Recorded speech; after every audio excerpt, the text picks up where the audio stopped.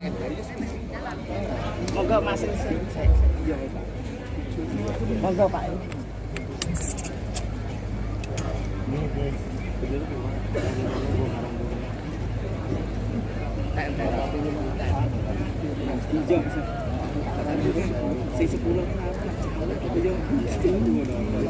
Atas sebagian Mas.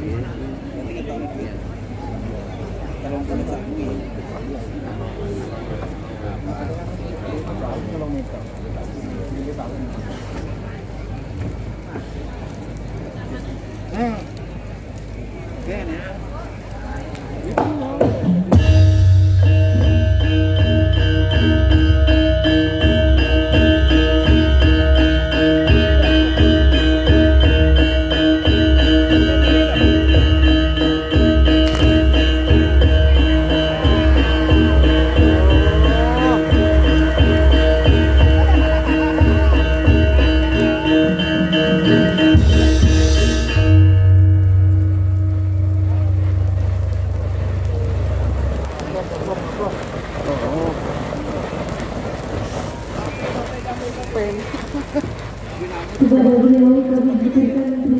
Paguyuban Sinoman Sino Taruno mempersembahkan pagelaran murid dalam Cahaya Pribadi dalam lakon Wahyu Taruno. Selamat menyaksikan.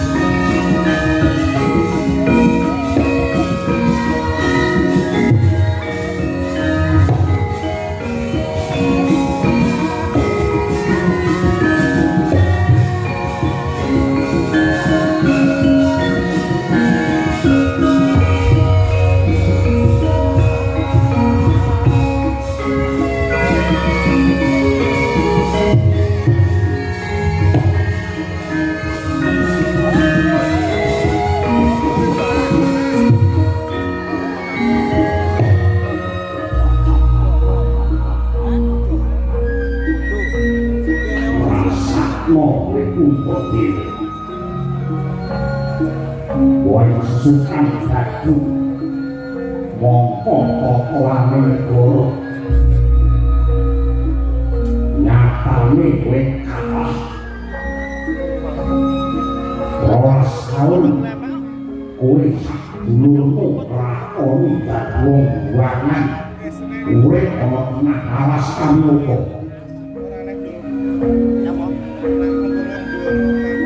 Biyen akeh manungsa sing padha lubyo-lubyo karo kowe. Ngaji-aji karo pendhomo. Ngurmati karo anak pandi. Ning saiki ampas brandas.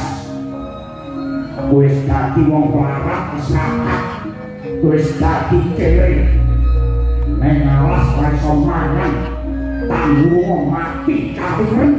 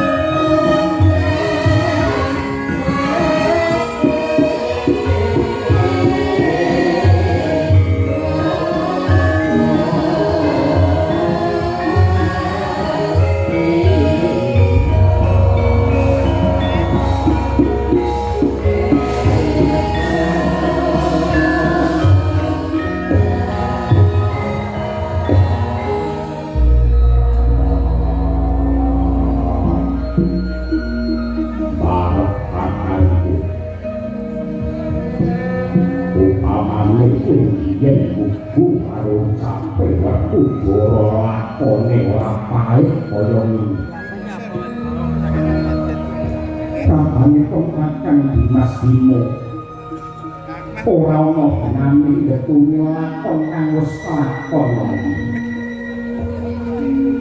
Nami lakon sing kumpul lakon sing kawuri. Kuwi kena kanggo mawas diri lan kandhani pakarti. Nadyan ditulis nganggo mansikan ana dibungkus nganggo mutiara. Sing jenenge wong madu apa meneh nganggo pokokan. Widoso sing gedhe wartakanku. Wadhanira Bayu Umma Kocang Rahmama Tani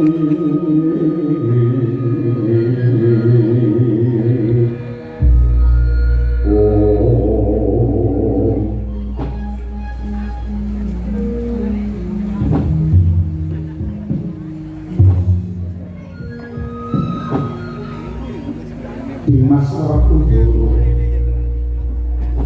dadi dina iki siap dilumpukake marang Puntadewa merga Pandhawa kabeh dadi korban. Pandhawa dadi wong alasan ana wana kamluka iki. Yen kanthi siap nganggep Puntadewa iki dosa lan luput. Dina iki aku arep nduk hukum nganggo cara sing kepilih aku mung bakal manut Kudoro. Mbah. Yen Pandhawa yen purna urip rekoso pabrangan ing alas yakuran kubur. Nanging ora ati jadi sawana. Kakanggo Ratu Drupadi panjenengane kaya putra putrine Narendra. Wiwit cilik urip mulya ning merga nuruti mungkare nafsumu. Saiki dadi wong pokok ing Manggala. sawangan kakanggo Drupadi erek maneh dhuwure modal magel merwajur apine nalika dicambak rambute dirang-rangke karo Dursasana ana sajroning pasamuan nalika sesukan dadu ati ora tegel ngawak kahanane Mbahyu Drupadi ing kaya ngono Wakudara ngerti yodi sing nyawang karo sing lakoni kuwi rasane durung karuan padha sing nyawang karo sing lakoni kuwi rasane durung karuan padha yen saka panganggepe Wakudara Mbahyu mukae urip rekoso nanging yen manut ature yang Drupadi marang pun kakang malah batine rumangsa marem lan ayem mergo bisa dadi wanita ingkang setya bekti marang guru laki jungguh kelawan dawuh para sepuh wanita ingkang setya kuwi paribasan swarga nunut neraka katut urip mulya yo ora suwak urip rekoso yo ora ngrasula mula dadi manungsa ki aja seneng ngukur wong liya nganggo ukurane dhewe sandangane wong liya ku sing trep ya sing duwe sandangan wong liya sing ora duwe sandangan aja melu nganggo mergo sing mbok sawang karo sing disawang iki para mangsa akeh bedane bareng kejaba saka kuwi saiki para kaki pikiran tahanane kawulamu ngamarta kang dina iki dicengkrem dening kamurkane Kurawa yen kawula ngamarta padha urip rekoso lan masyarakat sing dosa pipenggawa mergo bejo cilaka mulya rasane kawula ngamarta kuwi dadi tanggung jawabmu kowe kuwi ratu bab iki kudu pikir banger bacing utek bening mulya rekasane wong sak negara iki dadi kewajibanmu kowe nanggo dosa gedhe ora bisa mulyake wong cilik Prangkara ingkang wernauswa kalayon pinyolan memanis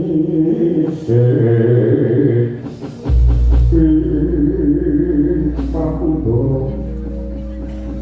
aja banget-banget anggenmu ndiwak-ndiwakake karo Kuntabima aja nduk anggep lamun aku iki wong resik Kuntabima iki wong suci aku iki uga titahe pangeran ingkang awujud manungsa sing mesti kadunungan luput dosa lan lali sing kabeh mau pancen dadi sandangane hitah nadyan kok manungsa kuwi mesti gendong keluputan lan dodosan nanging manungsa sing apik kuwi mesti gelem mawas diri dandani pakati banjur matobat kanthi momen lair kandas tekan batine aku rumangsan aku yo rumangsan yen aku iki dadi punjere keluputan mula ing alas kamyapa iki aku ewang ngomong ngesot lan sujud marang purbane Hyang supaya Kuntadewa kok pangapura yo Dewa Dewi yen pancen Kuntadewa iki nduk anggep mamawa lan bisa ingkang kebak dosa sing dadi jalaran kasangsarane Pandhawa kawula sak negara ngamarta aku lila rampa pidana mara kaki kuku pancantaka pitancep mara jantungku Werkudara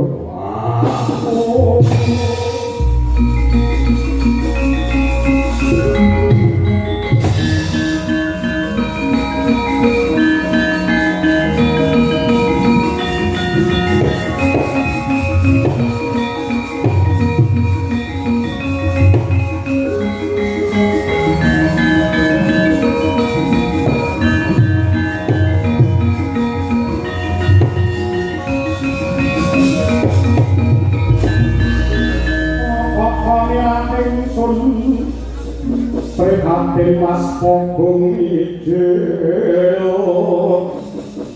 tubuh tahatan pokaryo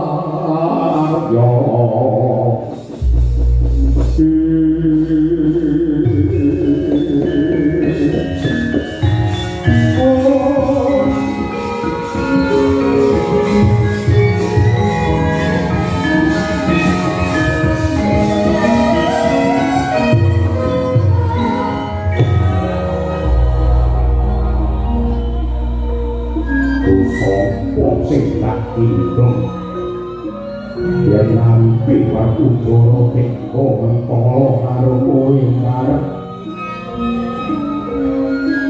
saksi kami tapak pandu kowe sing kadiwati kowe tetep gak undi-undi tetep gak aji-aji yen ana ucape Werkudara sing suka akalan kasar aku njaluk ngapura uripku iki saputuhe mung tak nggo mayungi karmamu bareng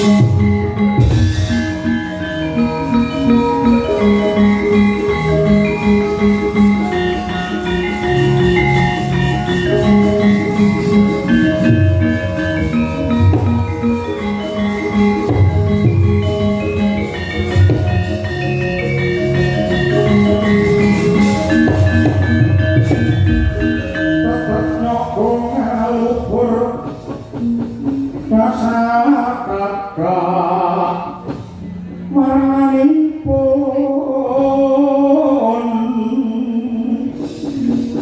Kanjeng Sri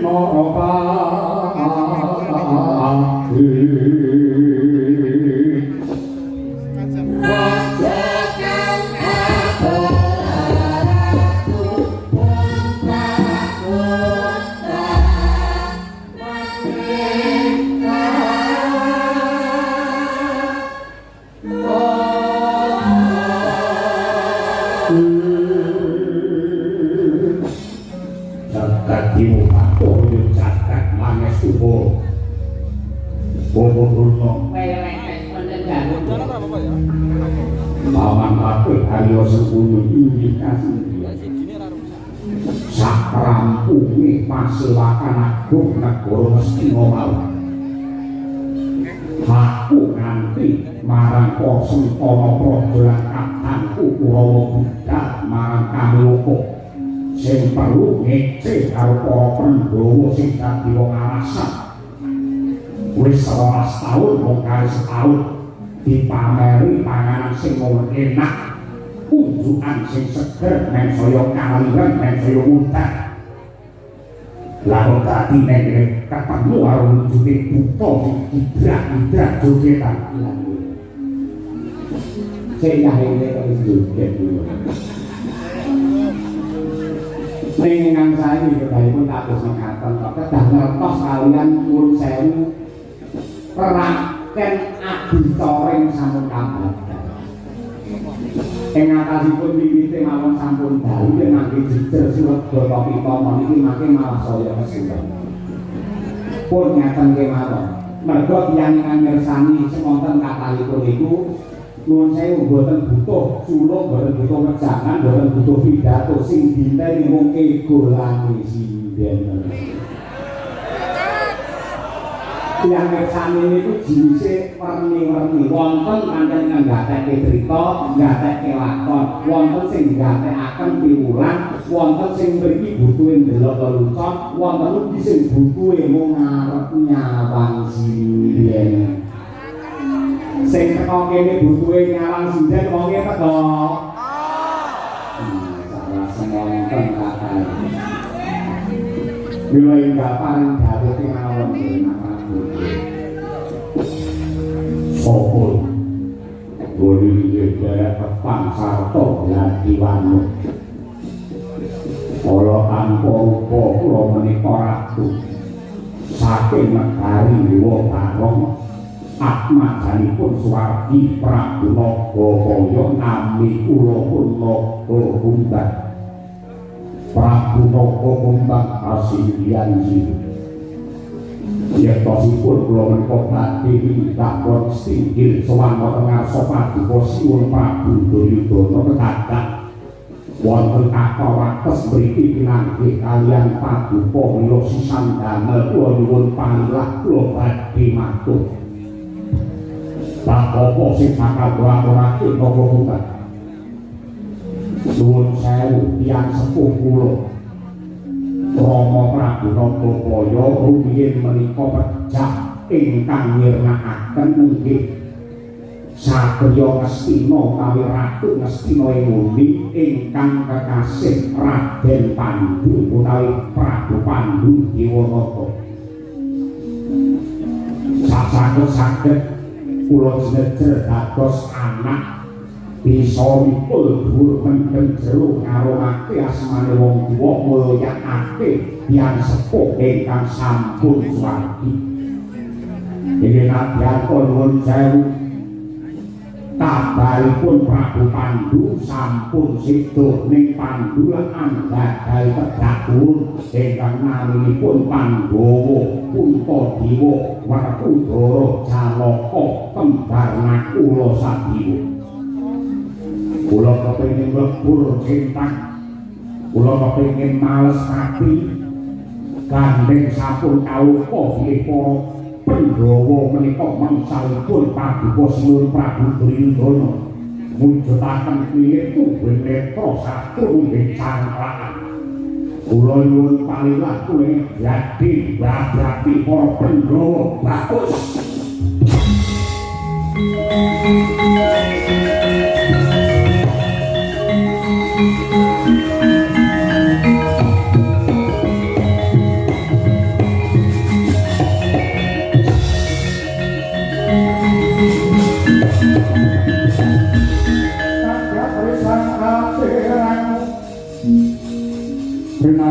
kinempet kempet dosan rekaning prawono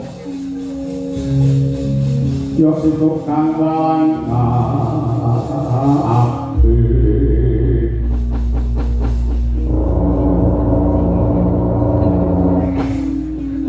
oyo makuan cikang kok kepapak kok bersen marang dunia kotok ungu omongan hati sakwamu Prabu Lokokumbang mesti lain ini kono kelihani yang perlu maneskoni yang perlu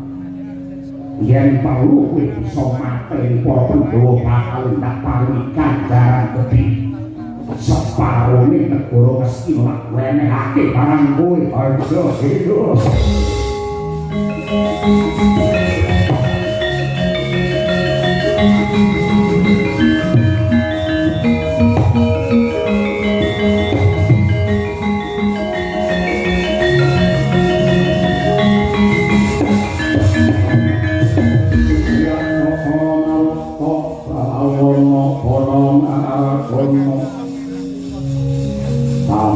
Ronoan parayang aturaken panuwun tanpa pamitan dene paduka badhe paring sih nugroho dumateng naga kumbang ingkang agungipun kados mekaten malah ripalungguhan samangke daya-daya kula nyuwun pamit kabar separwan para di palungguhan samangke para Pandhawa nampi paukuman paduka merga kalah kesukan badu makan wonten ing wana kamyupa daya-daya kula nyuwun pamit loting kesih para Pandhawa duka-duka digawati ati aja nganti keri napa kumat bendhaken India kula kasih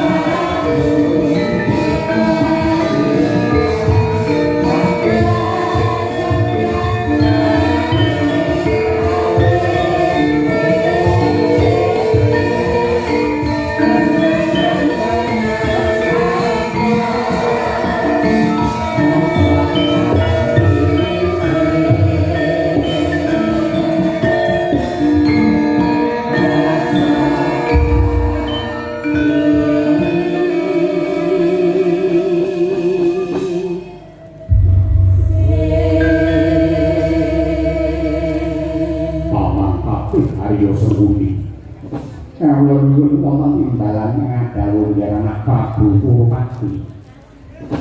Rumangsa bombong Kurawa rasane atiku padhang jinglang atinku.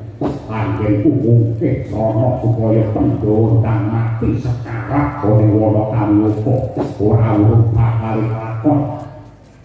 Nitik sagwane Prabu Nangkung kang anggene bakal para Pandhawa. Mesti dadi dalan sirnane tedak turun paman Pandhawa. Inggih lajengipun badhe dharma wisata dhateng wana kamiupa.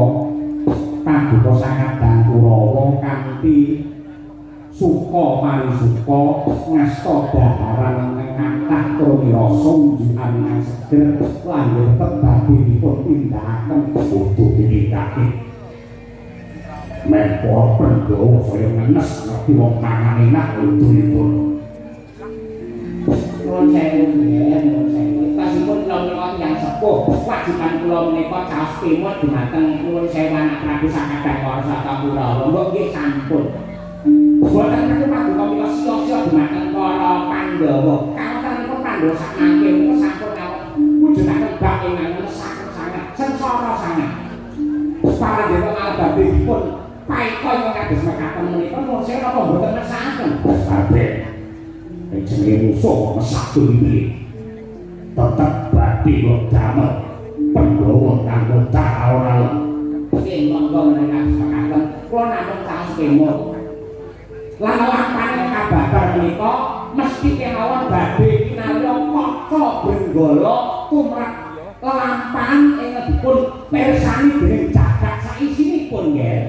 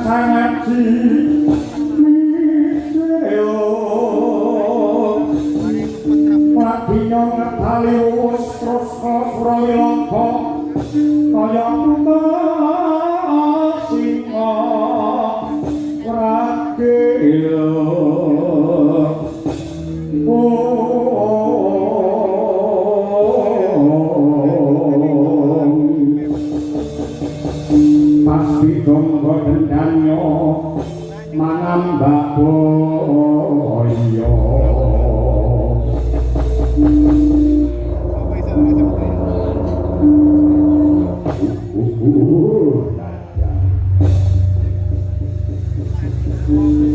wadya bala bawa buwa bareng Rindikan sinuwun kalian semadun dalu ini sinuwun wonten dalu apa to tarunane wadon tak awe cegak soyo tak raketake ana kewajiban lan jejiban sing kudu sangkut mangor ada rene Noko kumpang sangkut panwah seorang Lestina Prabu Duryudana engko bakal ngokok kepiye pendung